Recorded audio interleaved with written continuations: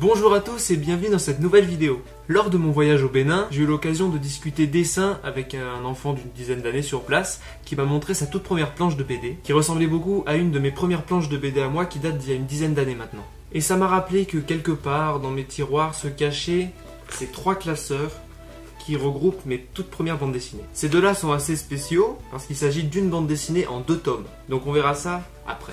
Je vous propose qu'on regarde ensemble les bandes dessinées que j'ai réalisées il y a maintenant presque une dizaine d'années qui sont réunies dans ce classeur.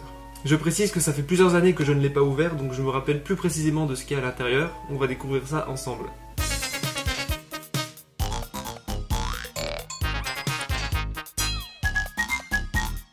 J'avoue que j'appréhende un peu. Alors, la première bande dessinée... Oh là là, les souvenirs qui reviennent. Nock Époque, les bactéries. Alors avant ça, je vais vous montrer la première version. C'est-à-dire que avant d'arriver à cette version-là finale, enfin finale entre guillemets, qui date de 2010, j'avais réalisé une toute première version de Nock Époque, les bactéries, lorsque j'étais en CM2. C'était en 2008. J'avais réalisé ce carnet Nock Époque, les bactéries. Fait à l'époque du CM2 en 2008, les premiers. Il y avait vraiment l'intention de faire une suite. 4 épisodes. Voilà, on fait les choses bien quand même, il y a un respect. Premier épisode, l'accident. Et c'est signé et tout, hein. C'est du sérieux les gars. Nock Époque, l'accident. Et grouille-toi, Poc. Ya. Ah oui, j'avais ce délire là, qu'un personnage disait toujours ya, et l'autre personnage disait toujours yo. Donc pour le bien d'une lecture fluide, on va pas les dire. Et grouille-toi, Poc. Oh c'est bon, j'arrive. Tu vas voir, attention. Oh là là, il y a quand même une action incroyable, j'ai hâte de découvrir la suite.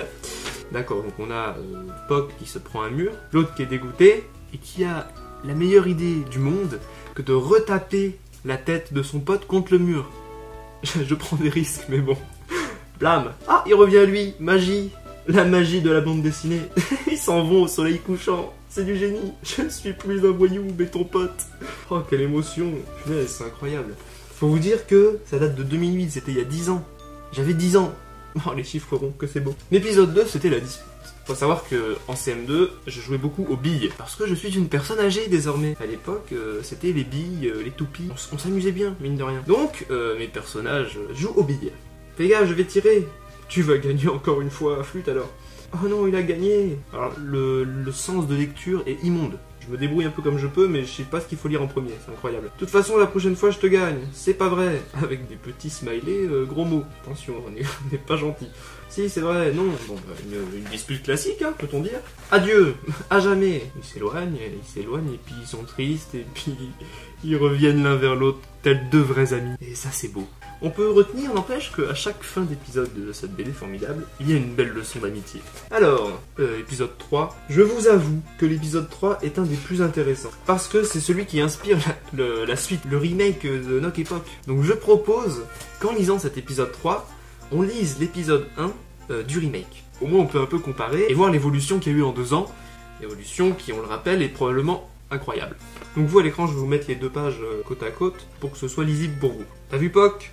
Il y a encore de l'école. Et ouais, encore de l'école. On peut noter des dialogues intéressants. Sachant que dans le remake, c'est pas bien mieux. Hein. J'ai juste enlevé les ya et les yo. Ça, c'était une bonne chose. Et le dialogue, c'est donc l'école. Il y en a marre, non ? Ouais, il y en a marre. De toute façon, j'ai jamais aimé l'école. On était sur un enfant modèle qui concevait ces bandes dessinées. Le pire, c'est qu'en CM2, j'aimais l'école. Alors, on va savoir pourquoi j'ai fait cette BD. Les enfants dans un jour vacances, les enfants ce soir vacances. On était encore plus pressés. Finalement, c'est pas le lendemain, c'est le soir même, c'est la joie. Donc ils sont très contents. Le problème, c'est qu'on ne sait pas quoi faire. Réfléchissons. Alors, on a une étape qui n'a pas été mise dans le remake, on peut comprendre pourquoi, puisque on a 2 types en PLS sur leur lit, qui réfléchissent à une activité à faire durant leurs vacances. Vacances tant attendues, rappelons-le. Et dans leur période de réflexion, ils en viennent à penser, et si on jouait à l'école? C'est incroyable. Les types en ont marre de l'école. On peut lire texto sensus, ras-le-bol de l'école. J'ai jamais aimé l'école. Notons que ces enfants sont incohérents. Ouais, trop bonne idée, jouons à l'école. Il est où le prof? Ah, attendez, je suis un peu perdu là. Oulala, j'ai changé la fin. Il y a un concept intéressant. Dans la version 1, si on faisait un autre jeu, ouais, jouons à dormir. C'est une idée encore plus débile. Dans la version 2, je crois qu'il est temps d'aller dormir. On pourra trouver une solution. C'est encore plus débile. Écoutez, je pense qu'on est resté assez longtemps sur cette bande dessinée. La deuxième est un petit peu plus travaillée. Il y a un peu de couleur, c'est réfléchi, tout ça. Ça reste très débile. Deuxième bande dessinée, ce n'est pas une invention cette fois-ci, c'est une reproduction. J'ai recopié, du mieux que je pouvais en tout cas, une planche de Kid Paddle, dont vous savez que je suis extrêmement fan, hein, certains de mes dessins, certaines précédentes vidéos en parlent. Donc j'ai reproduit la planche crayonnée, ancrée tout en noir comme il faut. Je l'ai ensuite scanné, et paf, j'ai fait la couleur sur le logiciel Paint. Comme quoi on peut faire quelque chose d'intéressant sur le logiciel de Paint. Sincèrement, c'est une des BD dont je suis fier. Ça date de 2012, j'avais donc 14 ans. J'ai rien de plus à dire sur cette bande dessinée, parce que c'est le génie de Midam que j'ai reproduit. Non, je suis content, on passe à la suite.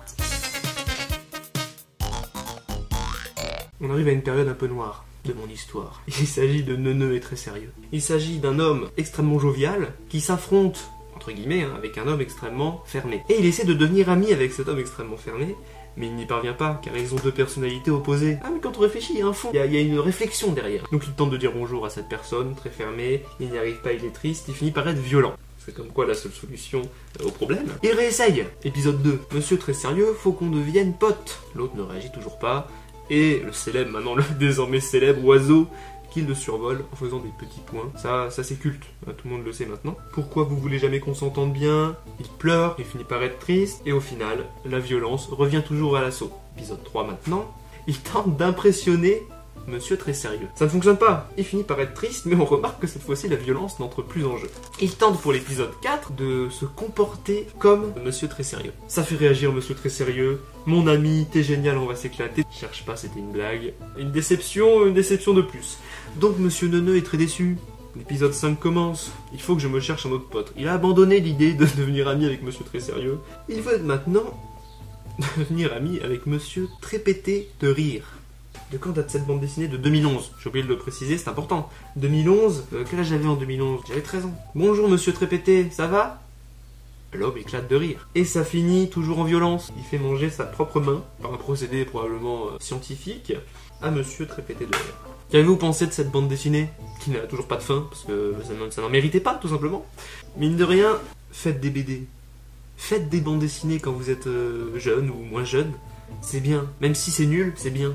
C'est-à-dire que, en relisant ça, vous êtes content. Maintenant, je fais plus trop de BD, de tentatives d'histoire comme ça. On peut comprendre pourquoi, parce que c'était pas Jojo. En parlant de Jojo... Et là, j'ai vraiment pas fait exprès, c'est-à-dire que rien n'est scénarisé dans cette vidéo. Jojo, l'idiot de Cafard. Ne cherchez pas à comprendre, moi-même je suis perdu.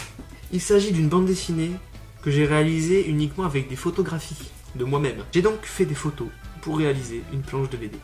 Je me présente, je suis Jojo, l'idiot de Cafard. On peut observer ma tête d'enfant de... Ah, là, on est retourné en 2010. D'accord, d'enfant de 12 ans. Un enfant de 12 ans, drôlement intéressant. Hein, voilà.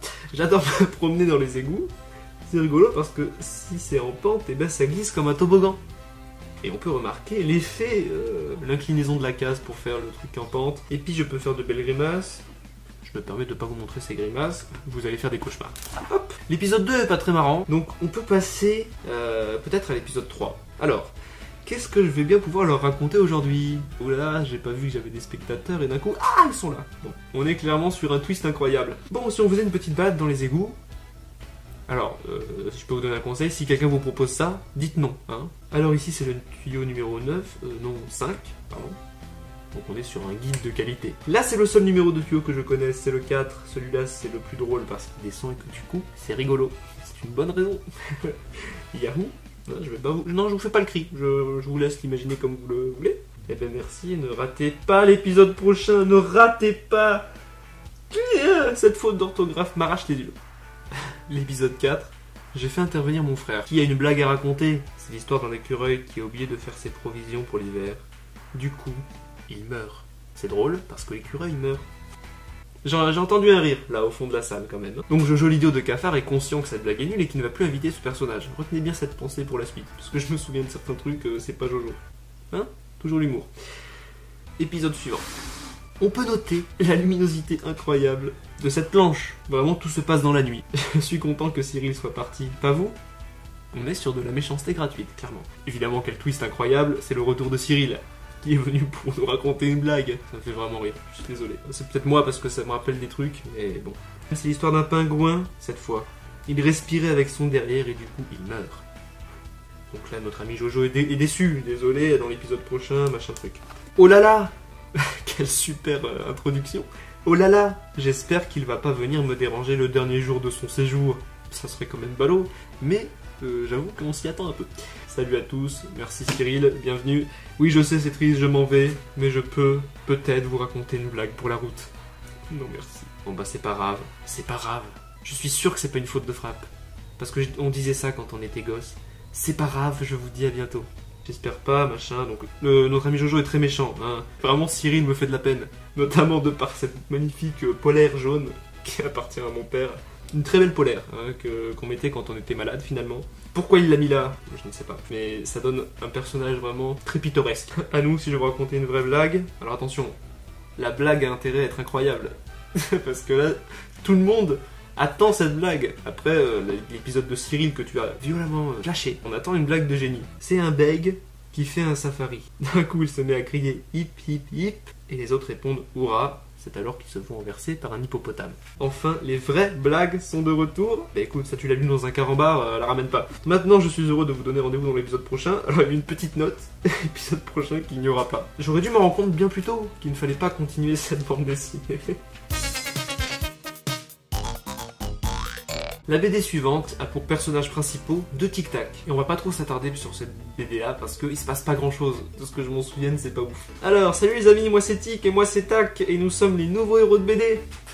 Alors on compte sur vous pour suivre nos aventures, mais vous inquiétez pas, vous allez pas vous ennuyer. Attention les gars, ce genre de promesse, c'est pas terrible. Nous allons vous montrer notre occupation favorite. Suivez la flèche pour savoir. Ils ont une flèche chez eux. L'ordinateur. Bon, on arrive tout de suite, on finit cette partie. Oh, je ne sais pas quoi en penser. Il y a une case avant, ils nous disaient « Vous allez pas vous ennuyer ». Et là, ils nous disent d'attendre parce qu'ils vont finir une partie sur l'ordinateur. Ah, c'est du génie. Ce qu'on aime bien aussi, c'est le sport. Tout l'inverse de moi. Bon, maintenant, qu'est-ce qu'on fait? On s'ennuie là, non? Je me permets de revenir sur la première case là. Vous allez pas vous ennuyer. C'est génial. C'est génial, j'aime tout. On s'ennuie là, non? Ouais, j'ai une idée. Puisqu'on est en hiver, on va aller au sport d'hiver. Ah, mais c'est drôlement réfléchi, hein. Ça, les gars, bravo. Après de longues heures de route. Waouh, c'est beau. Vous pouvez en faire un t-shirt. Il se passe rien les amis. J'allais dire qu'on n'allait pas s'attarder sur cette BD, mais finalement c'est magique, tellement il se passe rien. Ben on a qu'à aller à la patinoire, c'est possible ça. T'as raison, on y va. Ding, nous allons bientôt fermer. Évidemment, nos amis ont oublié de partir avant la fermeture. Comment faire pour sortir? Messieurs, vous pouvez enjamber la barrière, elle vous arrive aux genoux, hein, même si vous n'en possédez pas. Comme tu es plus sportif que moi, tu vas passer par-dessus la rambarde. Et tu vas me tirer quand tu seras de l'autre côté. Celui-ci est un génie, clairement. Après avoir effectué la tactique de Tac, je suis toujours fier de cette blague. Voilà, après, ça fait quoi? Ça fait 7 ans, je suis toujours fier. Tout d'un coup, qu'est-ce qu'on fait en suspension dans un rayon bleu bizarre? C'est une question que tu as en droit de te poser. Des aliens. Puis le mystérieux rayon bleu les a montés dans la soucoupe. C'est bizarre, il n'y a personne. Puis soudain, les extraterrestres apparurent. Ah, ils étaient invisibles. Bah, merci Kiki pour ta prestation. Bonjour monsieur. Quoi? Non, c'est pas possible. Cette bande dessinée n'a pas de suite. C'est insupportable. Je veux savoir ce qui se passe. Bon, en tout cas, je pense m'être un peu trop attardé sur cette BD. Passons à la suite. Nous pouvons désormais passer... les deux classeurs dont je vous parlais tout à l'heure, la BD en 2 tomes qui s'appelle, je vous le donne en 1000, la bande dessinée. Ouvrons ça, ça fait très longtemps. Oh là là, ça par contre c'est du gros souvenir parce que c'est une BD dont je suis fier. Ça date de quand? 2011-2012. Et cette BD là, il y a quelque chose. Comme ça fait 30 pages, hein, x2, je propose qu'on ne voit pas tout. On va se concentrer sur la première page déjà qui présente les personnages.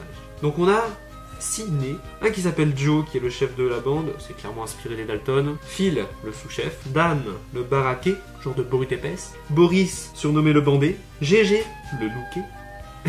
Et lui, c'est vraiment le débile de la bande, comment il s'appelle déjà? Fred. Nous sommes des grands braqueurs de banque. Donc leur projet, je vous le donne en 1000, c'est de cambrioler une banque.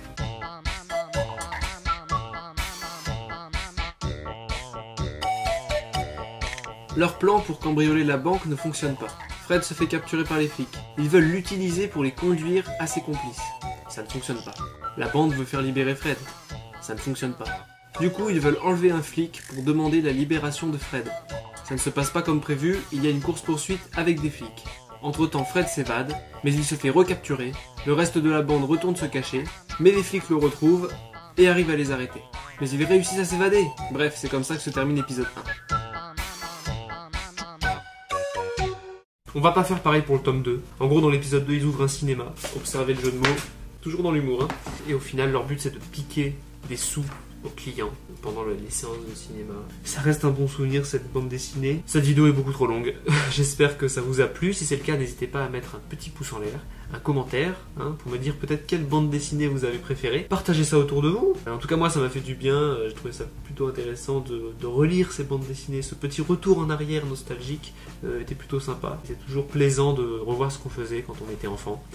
Faites-le, voilà, que vous soyez dessinateur, chanteur ou jardinier. C'est tout pour moi, merci d'avoir regardé, à bientôt.